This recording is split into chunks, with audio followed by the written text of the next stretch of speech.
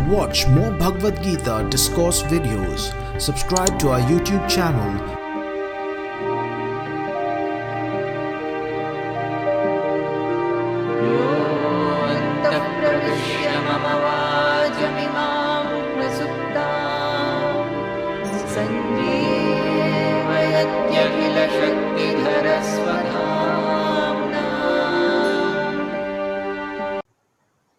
Hello, Namaskara, and Sat Sri Akal, and Salam Alaikum, and good evening. Very, very happy to be here on CIRD's Global Gita Convention of 2020. It's a huge honor. It's a very unexpected honor, and I am touched and humbled by the faith you have reposed in me to invite me to be part of this galaxy of luminaries. I really have imposter syndrome really staring me in the face right now because I'm no expert on the Gita. I've had such, and I'm speaking and being among such luminous and enlightened minds. Even those children who chanted the whole Bhagavad Gita, who have learned to chant the whole Bhagavad Gita by heart, who play Antakshari with such felicity.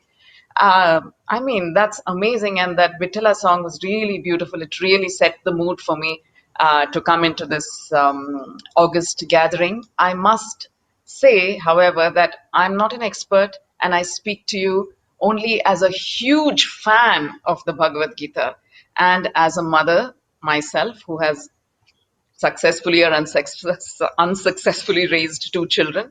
But I also chose my topic today because I write for children and therefore I come into contact with a lot of children. I speak to a lot of parents and I know that there are some concerns that transcend geography, religion, race, everything. And but the Bhagavad Gita really has answers to parenting, and why not? After all, isn't it a conversation between two men, two best friends, and they're talking about, one of them is telling the other one why he should stand up and kill his family on the other side. So what possible relevance or insights could it have on parenting? Well, I've always maintained that the Bhagavad Gita is India's book of answers for the world. And if I say book of answers without specifying answers to what, then it stands to reason that it must have answers to every question possible. And so far, it has worked for me. And that's why I want to share some insights that I have had, both as a fan and as a reader and a parent, on how to raise fearless children.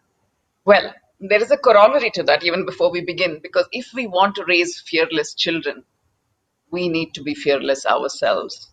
That places a huge burden on parents, as if the burdens we were bearing already weren't enough. But this is really the core of it. And so how do you become fearless, and how do we make sure that we do not pass on our fears to our children who don't need to be burdened by them? So just a few insights from the Bhagavad Gita. First of all, let us think about what is fear and what are we so fearful about. Just using our human imagination, we know that living fearful lives is not a good way to live. Living a life riven by fear, that is probably the worst thing, to always cower in fear about something. But aren't we all living in the free world? What is there to be afraid of? Really, most basic things are taken care of. We are not under any threat. We are not in the middle of civil war, neither where you are nor where I am. So what is there to be fearful about? Why are our minds such snake pits of absolute anxiety all the time? Why are we so stressed out? Well, there are a few basic fears. One of them is the fear of living up to or not matching up to somebody else's expectations. And this can be paralyzing. If we are always thinking about other people's expectations and how we need to match up to them, we can't even function because we're constantly in a state of confusion because there are so many different people who have expectations of us. Whose expectations are we supposed to live up to? Right? So this living up to people's expectations is a terrible fear to live under. And, the opening scene of the Bhagavad Gita has the answer to that, how to be fearless. So what happens in the beginning of the Bhagavad Gita? I'm a storyteller, so I'm sure you all know the story, but I will start with that. And here we are, somewhere in November, somewhere thousands of miles away from where you are, and at least 2,000 miles away from where I am, in a battlefield called Kurukshetra, which is supposed to be in, which supposed to have been in Haryana. There are both the armies are arrayed on either side. On one side are the 11 Akshahinis of the Kauravas glittering in the very early morning sunlight. The sun hasn't risen yet; it's about to rise. On the other side of the field are the 7 Akshahinis or battalions of the Pandavas, all set to fight. If you were standing on a hill close by and were asked to call the result of the battle, you would have looked at the 11 Akshahinis, the Kauravas, glittering in their armor and battle finery, and you would have said, surely those guys are the ones that will win. But if you knew, and the first verse of the Bhagavad Gita starts with Dharma Kshetre Kurukshetre, if you knew that that field, the Kshetra of Kurukshetra was a field that always favored the good, the dharmic, the righteous, then you would stop and pause and say, if this field always favors the righteous, then perhaps it's a difficult one to call, because these guys have smaller numbers, but they have always proven to be righteous. And almost everybody on the Pandava side was fighting for the cause because they believed in the right. Unlike many on the Kaurava side who were fighting because they were loyal to the king. So there was a great difference in the mental makeup of the soldiers. And now, into the middle of this scene, there is Arjuna and Krishna. Arjuna is in his chariot, Krishna is his charioteer. The conches are being blown, the war is about to begin, when Arjuna suddenly has a deep desire. And who will he tell his deep desire to except his best friend? So he turns to Krishna and he says, Krishna, Krishna, please, can you just please drive me to the center of the battlefield? One last time. I just want to make eye contact with all those guys on the other side. I want to let them know that their personal angel of doom is coming to get them.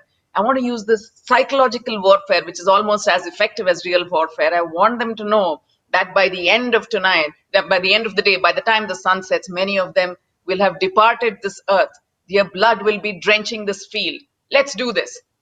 And Krishna said, my God, do you really, I mean, this is my imagination, of course, do you really have to be such a show off, Arjuna? Do you really, at this point, do you want to drive you to the center of the field? And Arjuna said, please, please, please. So Krishna says, okay, you're my best friend. I will do what you say. He drives him to the center of the battlefield. And Arjuna, for the very first time, so far, the war has been an idea, a concept. It has been about re-establishing dharma, establishing the right. But when he goes to the center of the battlefield and actually locks eyes and actually sees who the people are in the front line, the vanguard of the Kuru army, the greatest archer in the world suffers a nervous breakdown. He has never experienced this kind of anxiety or despair, and his knees begin to buckle. The Gandiva slips from his clammy hands. He's sweating. He collapses to the floor of the chariot in a huge attitude of despair.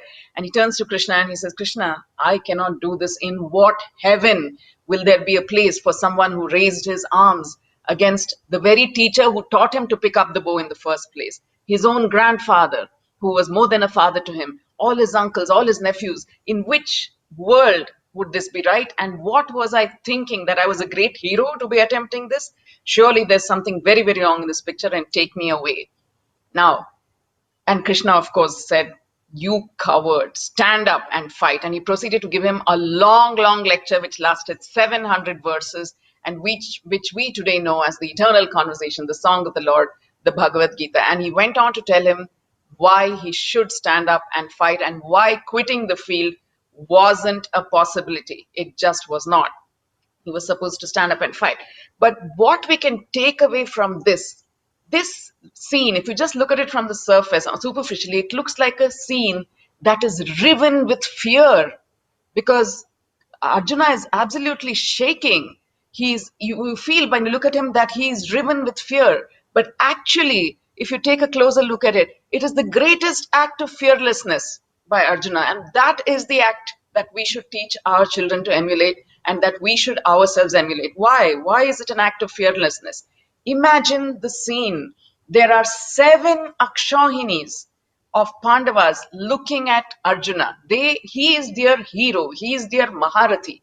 He is the one they trust to lead them to victory. They are all there because he is there.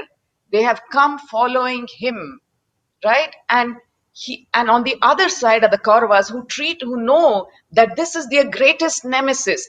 They know that if they can get Arjuna out of the way somehow, this war might just be open again for the Kauravas to win.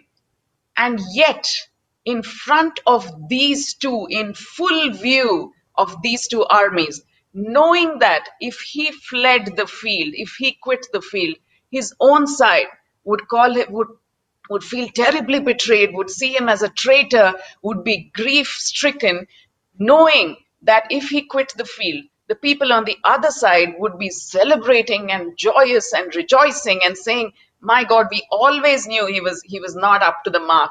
That when a real situation faced him, he would leave. We knew this." And generations of people after, their children, their grandchildren, would not sing his praises at all. In fact, they would say, they would spit on his memory. Knowing this, if any of us in the battlefield of life was faced with choices like this, we would just not collapse to the floor of the chariot. Definitely not. We would say, "My God, the choice is crazy. It's too scary. What about their expectations? What about their expectations? I'm just going to stand up and fight. I'm already here. Let me just get through with this, and I will think about the consequences later." The greatest act of fearlessness by Arjuna was that he became vulnerable at that point. He dropped his bow. He dropped his arrows. He was not at all worried about what the Pandavas would think of him or what the Kauravas would think of him, and definitely not what future generations would think of him. All he was concerned about was, what in my heart, this is suddenly seeming like a very ignoble thing. This is not the noble war that I thought it was. And until this conflict is resolved in my head, I cannot go forward. And I do not care what anyone thinks. How many of us can say that we in a situation like this, or in a situation much smaller, something in our daily lives, when our friends are looking at us to endorse something, in a political conversation where people are taking sides, how many of us can say, that we would take this route to say, "I don't know and I don't care. I know I said I was on your side earlier, but what these guys are saying also makes sense, perhaps. Maybe this war itself is wrong, and I'm not going to take sides, and I'm just going to stand here, and yes, I'm going to betray you until I'm sure what I want, and I'm going to invite your derision until I'm sure what I want." Very, very few of us would have the courage to do that. And that is what we should learn from Arjuna. And what I tell children when I talk to them is that when you are faced with a moral dilemma, because Kurukshetra is not just a faraway field in Haryana, unfortunately. Kurukshetra lives in our minds, in our hearts. The Pandavas live within us, all 5 of them. The Kauravas live within us, all 100 of them. And every time we are faced with a moral dilemma, the Pandavas are telling us something. They're saying, "No, no, no, I don't think you should do that. It's wrong." And the Kauravas are saying, "No, no, no, do it. It's cool. Nobody will ever know. And it's convenient. And then you'll be popular. And there are so many things right about doing it. So just go ahead and do it." And we get so confused. Our mind gets so cloudy that we do one of those things without actually giving ourselves time to think about, wait, one sec, what do I want to do? So these guys want me to do this, and those guys want me to do this. What do I want to do? We don't even take the time to wonder about what we want to do. We just plunge into one of the two, and we will usually end up regretting it later, or never actually eventually find out what we want. Instead, be like Arjuna, blinkers. Tell the Pandavas inside you to zip it, tell the Kauravas to zip it. Because don't even allow the Pandavas to speak, because it is their opinion. It is something based on conditioning or expectation from society or something. These are all your inner voices, but they're not truly you. They are the product of all the different conditioning and messaging that comes to you all the time, that has come to you from when you were a little baby. So ask them both to quieten down, because only when they both are quiet, only when Arjuna shut them out, can you hear the still small voice of your Krishna, who is always inside you, always knows what's best for you, and always has your back. So that is one way to be fearless, to not give in to everybody else's expectations of you, and just consult with your own Krishna, and just introspect, find out. And what is this the basis of? This is what we now call, the new term for it is mindful action. You see? And how do we know that? Then that's how we come to the second fear. Okay, we should do this, but how do we know that after speaking to our Krishna, the action we do is actually the right action? I mean, this is a huge one for people who follow the Hindu faith or the Advaita Vedanta, the Vedantic philosophy, because there are no rules in Advaita philosophy. It is just an open field. Do whatever you want, and because there is no such thing, as Krishna says in the Gita, as right action or wrong action. There is only action and there is consequence. So pick an action that you will be comfortable with the consequence of. What does that mean? That means you have to, first of all, think about all the courses of action available to you, and then you have to think about which consequence can I deal with, and only then go ahead. Just that pause before you plunge into any action, to think about all the different courses open and figure out which one you want to follow, because what could be the possible consequences of that action, that itself ensures that mostly your action will be somewhat right, because you have at least paused to consider all the other stakeholders, what effect your action will have on all of them, and then you have made up your mind. But there is another way to be even more sure, says Krishna, about whether your action is right or wrong. The Gita says that there are 3 doors to hell, and they are kama, krodha, lobha. That is desire, anger, greed. So, first of all, examine your action. Is it prompted by some kind of desire? Is it the desire to be popular? Is it the desire to be one of the gang? Is it the desire to be cool? What is the desire? Or is it the desire to help someone who you are fond of against someone you don't like so much? Is that the reason you're performing this action? So examine it.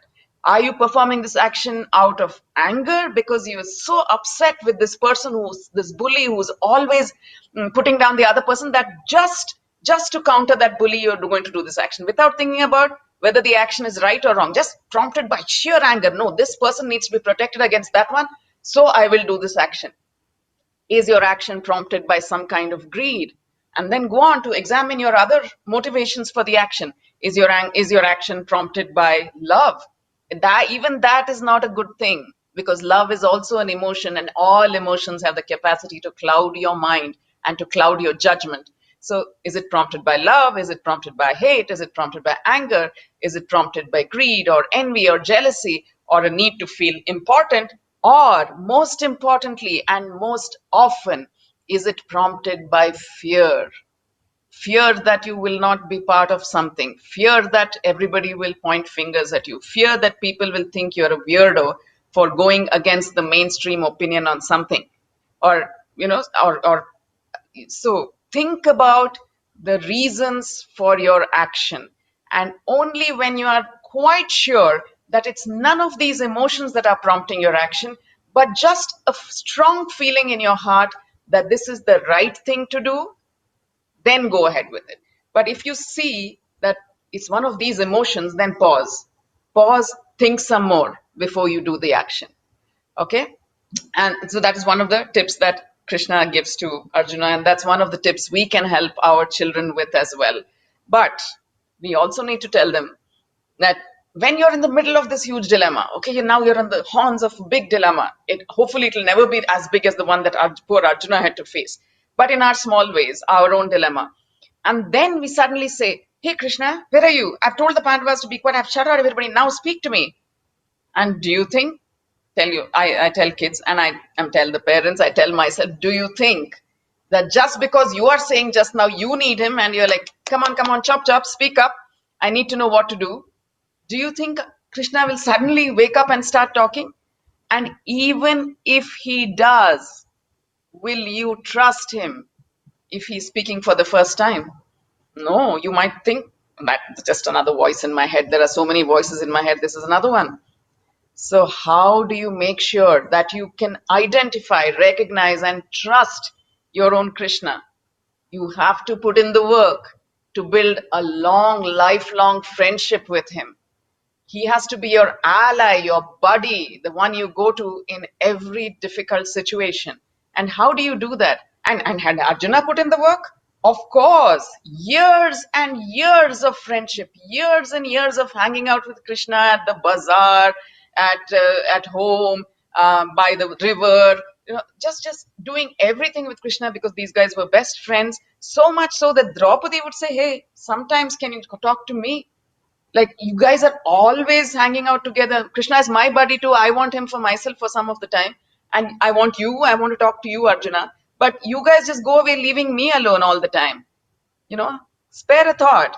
I mean, just spread yourselves. You don't have to be everything doesn't have to be about the two of you all the time.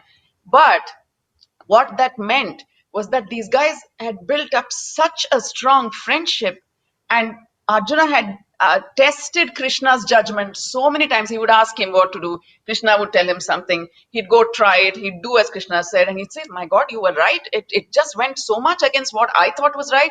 But since you said it, and I try, and you're my friend, so I said, okay, let me. You seem like a wise kind of guy. So I did what you said, and it worked." And when this happens over and over again, a very strong trust builds. And then this buddy has your back. He will always advise you well.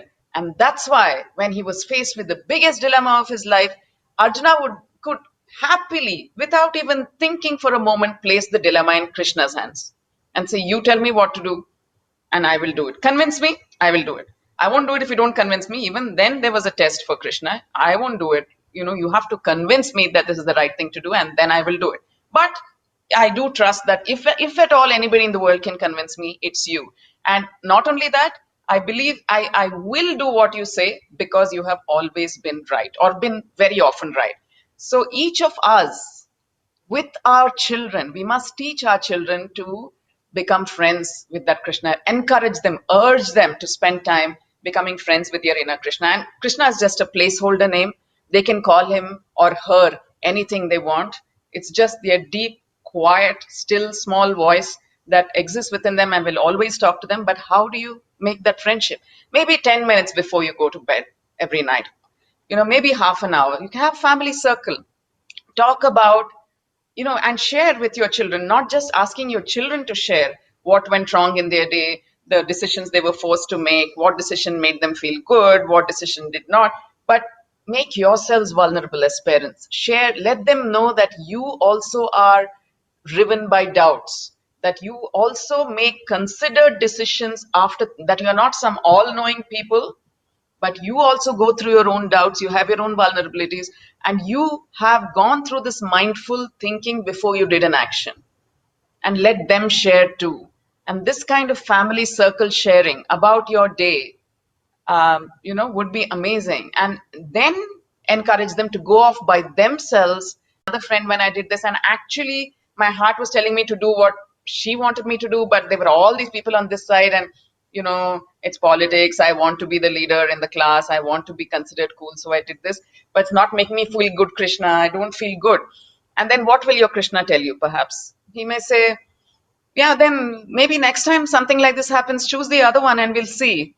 Right? And then you do it, and then it will feel better, and you say, Krishna, you were right. And that's how the trust builds. So make sure that, tell your children, and you do it yourself. Ask yourself each time, what would Krishna have done? What would Krishna have advised me? And take the effort to build that relationship. The other great lesson that we can take from this friendship and what we should have with our children is, once again, to in the end, after all, the entire Gita conversation was almost over, and Krishna had already shown his Vishwarupa form. Arjuna was suitably impressed. He was willing to do anything that Krishna asked him to do. And he said, I am convinced, Vasudeva, the scales have fallen from my eyes, my delusion's gone. You tell me what to do and I will do it. And what did Krishna say? No, me? I'm not telling you what to do. Yathechasi tatha kuru. Whatever you want, you do. I have just presented the options. I have told you, if you do this, this will happen. If you do that, that will happen. If you do something else, something else. Now it's up to you, my friend. You have to decide. Trust your children like Krishna trusted Arjuna. And Krishna could see very clearly what would happen if Arjuna decided not to fight, and very clearly what would happen if Arjuna decided to fight. And yet, he did not impose his will on Arjuna. He allowed him to choose. If we can be like that as parents and allow our children to choose after guiding them, this will happen, now you pick. And if we are able to suspend our judgment on what they choose, trusting them to have mindfully talked to themselves and decided on this, we will be amazing and they will be fearless, because they know that whichever they choose, their parents' expectations are not on one side or the other. Please don't burden your children with your expectations. We do that so often, and we forget that our children are only our children to nurture for a while. They have only come through us. And they are old souls. Why do we want to make them in our image? Why do we want them to be like us? I mean, is there any arrogance greater than that? To say, I want my child to be like me, when we know for ourselves that we are so flawed and so imperfect as beings ourselves. Why would we not allow our children to explore and be something better than us? And how do we know that they will not be better than us unless we let them explore? And that is the root of fearlessness. If they know that they can go and do what their heart tells them and still be able to come back and count on your support, and not be afraid that they would have disappointed you, what better gift that we can give our children than that kind of fearlessness? Go and be yourself, you know, and you don't have to be me. And my love is not conditional at all upon you becoming like me or agreeing with me or doing what I say. I want you to be a wonderfully free being. I think we're almost at the end of our half an hour, so I'm just going to quickly run through the other fears and fearlessnesses. One thing is that one other fear is the fear of people different from us, because we think that everybody who dresses like us, thinks like us, eats like us, worships like us, they are our people, right? And anyone who doesn't is a different kind of person, and we don't want to engage with them because they are possibly dangerous. And this is the root of so much hate in our societies today, because we just judge people on everything external, and we do not look into, like Krishna says in the Gita, blessed is the man who can see a bit of himself in everything and everyone around him, and a bit of everyone and everything around him in himself. Once you do that, all the delusions, the artificial separateness falls away. You feel one with the whole world. Everybody is my people. And then when that happens, everybody's joy, anybody's success is your success. Everybody's grief is your own. When somebody else's grief and pain is your own, when you can internalize it, why would you ever cause pain? Because then that would become your pain as well. Why would you not radiate joy to everyone? Because that becomes your joy as well. So, what else are we fearful of? We are fearful that we are always fearful of one side of every duality. We want happiness, we don't want grief. We want success, we don't want failure. We want to hold on to people, we don't want to lose them. We are so fearful of loss. But if we can take the cue from the Gita that, everybody, death is a certainty, loss is a certainty, everything that we have been given is only for guardianship. We not for possession. I read somewhere very recently, and it really lit off several light bulbs in my mind, that Indian languages do not have a word for have. We say mere paas hai, but we do not say I have. There is no word for have.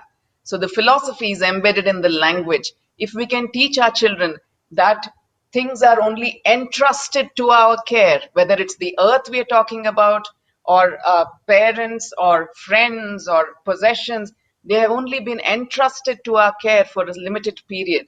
And what we must do is nourish them and nurture them with so much care that we have wonderful memories when we eventually lose them, which we will. If that is also the root of fearlessness, if we know from the beginning that we are going to lose this, and therefore make the most of whatever time we have with this thing and treat it with the utmost respect, then we wouldn't be we wouldn't need to have Greta Thunberg talking about climate change.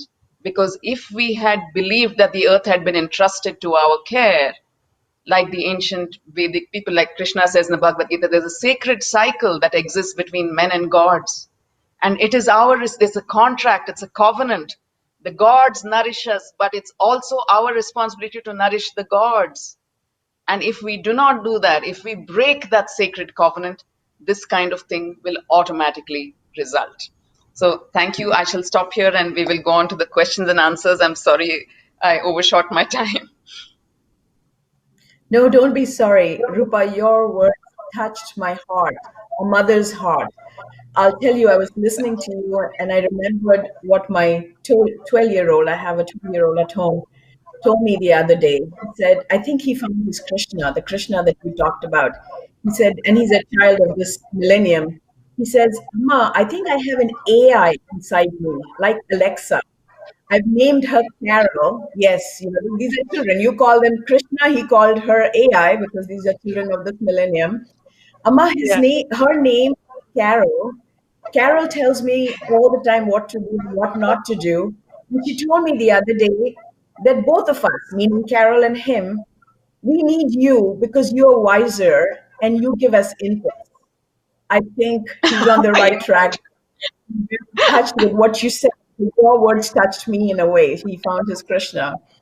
So we have a few questions here, Rupa. I'm going to Sure. start with the first one. What motivated you to write this book, this bestseller called The Gita for Children?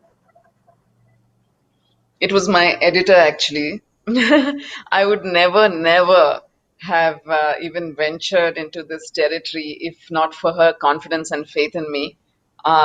I've said it in other interviews. I did not grow up with the Gita, with the wisdom of the Gita. I grew up in I'm part of a community that does not revere the Vedic tradition. We are Hindu, but we do not revere the Vedic tradition. So we have our own prophet from the 12th century who brings us the greatest wisdoms of the oldest texts, but in Kannada, so that there is no middleman between in Sanskrit. So we are part of that community. So I did not grow up with the Gita, and I would not have dared to attempt to write such a book if my editor had not insisted that she saw in me an ability to translate difficult conceptual ideas for children, to make them accessible to children.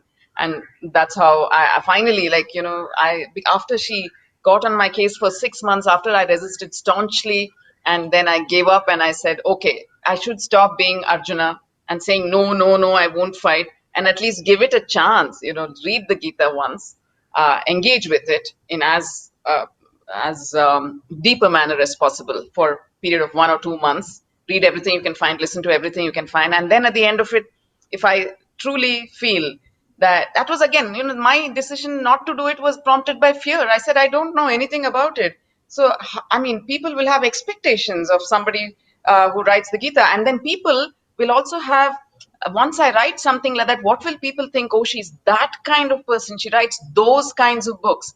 So all these silly, nameless, groundless fears. And once I read it with some engagement, I was like, my God, isn't this the greatest book? And why have I not read it? And this is my responsibility now to make sure children read it and everybody benefits from its wisdom. So that's how it came about. That's beautiful. With a very beautiful example, you showed how simple things can just seep in and do profound things if we eliminate fear. I mean, that was Yeah, what your example, life's example showed. yeah, Beautiful, Rupa. seriously. We have a second question for you, Rupa. Um, Everywhere in the world, there's unrest, not just caused by the pandemic. As you know, in the US, there is social unrest associated with intolerance for colored people. What are your thoughts on how we can guide our children through these phases? Yeah, I think, first of all, to make them realize that actually all these differences are purely superficial and physical. Okay, the color of your skin is purely a physical difference. If we can share, if science has shown, talk to them through science, because they seem to understand or appreciate what science says better than what spirituality says. So tell them, okay, you want proof, here's the proof. If we can share, if as humans we share 99% of our DNA with chimps, this is a scientific fact. It has been proved. Then as humans, there is actually no difference in DNA across Homo sapiens. So let's get to the core. Let's not be deluded by what it looks like outside. Let's get to the core of it. We are exactly the same physically, and we are therefore exactly the same mentally. And the only differences are because of our own socio-cultural, historical, geographical backgrounds. And even those differences are only manifest in the way we do things. Maybe the languages we speak, the food we eat, who we worship. In those ways, we are different. But as human beings, what drives us? Desire, love, hate, and most importantly, fear. It is fear of the other that makes us, hate them. And where does fear come from? Fear comes from ignorance, because we don't take the trouble to know them more, and we just believe what somebody else tells us about them. Then fear is generated. But if we, as parents, make the effort to get together with people who are different from us in every way, make it a family thing to do, and then analyze why a certain community behaves a certain way, go into the historical aspect of it, go into the cultural aspect of it, and open your minds and hearts and homes to people to come and have these conversations. People are always amazingly grateful to be given the chance to speak and state their point of view. And if we can listen with respect and an open mind, I think fear will dissolve immediately. And once fear dissolves, there is no more hate, because you realize that they are exactly like us. They love their children just like we love our children. They love going to the beach or whatever. I mean, there's really no difference between us. And once fear dissolves and hate dissolves, there is only compassion for the other. And that's what we would like our children to have. You bring my thoughts back to what Ma Guru Priya ji said yesterday. Love conquers all. We should love, not love Yes. something or somebody. When you understand the essence of that, it just takes it into a different level. Thank you for that. We have a next question here. I am a teenager. I get very anxious before a test or a competition. I think I fear something. How can Bhagavad Gita help me deal with my anxiety? Oh, that's a lovely question, because the Bhagavad Gita has the perfect answer to it. Because fear is a fear about an exam, fear about, again, it's about not living up to somebody's expectations or your own expectations, not being able to get into a particular college because you didn't top the class, not being able to get a good job or some honors list or whatever. So this is where fear stems from. But the Bhagavad Gita says, focus on the effort. Let the universe take care of the outcome. Karmanevadikaraste, you only have the authority to worry about your action. You have no right and no call and no cause to worry about the outcome. Why? There are 2, 3 reasons for that, as I see it. If you are studying really hard because you want a particular outcome, okay, maybe you want to come first, you want to top the class, then the message you're also sending out into the universe is that I'm studying so hard, I want to come first. It also means everybody else who's studying just as hard as I am or even harder has to come second, third, or fourth. And that becomes a toxic wish to send out into the universe. You are wishing ill for other people so that you don't realize it. You think you are only wishing for yourself. I'm not wishing ill to others. But if you just take a little step back and look at it in its entirety objectively, what is that wish about? It's about saying that I don't want anybody else to be as successful as I am. That is one thing. The second thing is, if you focus on the outcome, you get distracted from the effort, and that's never a good thing. Forget the outcome. It doesn't matter. Keep your mind clear, and so that you can 100% focus on the effort. Third thing is that really, how much of the world can you control? Can you control the outcome? Can you ensure that you will be a topper? Of course not. We are in the middle of a long, long play that has run for generations, thousands of years. There are so many characters, so many variables, so many scenes happening parallelly. We cannot hope to predict that the outcome will happen as we wish it, right? When you know so many things can happen in the middle, and we are just bit players. All we can do is come and play our role well. We don't know how the script runs. Even the ultimate script writer doesn't know how the script runs, because it depends on what everybody else does. The script is written, it's in real time, it's going on. So in such a world of variables, when you know you cannot control the outcome, why waste effort, thought, anxiety on it? Instead, if you focus on what you can control, which is your effort, and as a result of focusing all your energies on your effort, if you also come first, then that's great. But you also know that, it just happened to be a good day for you because there were many others putting in the same effort. Like Rafa said yesterday when he won the French Open for the 13th time, a ridiculous accomplishment. And he said, well, it's sport, things can go anyway. Australian Open was Joko's day, today's mine, that's all. He didn't say, I did it. So that's just the thing, to be able to acknowledge your privileges, show gratitude, understand, and basically compete with yourself every single day to be a better person than you were yesterday. And that's possible if you do that feedback loop of introspection and talking to your Krishna each night. This was not so good. How can I improve tomorrow? How can I improve tomorrow? So your only competition is yourself, nothing else. Very true. Thank you so much, Roopa. I know we've run out of time. It's been such an Yes. engrossing and inspiring message. Very simple and very inspiring for all the parents in the audience and more. Thank you again for your time, and we look forward to talking to you later too. Thank Namaskar. you. Thank you, Shruti. That was lovely. Thank you.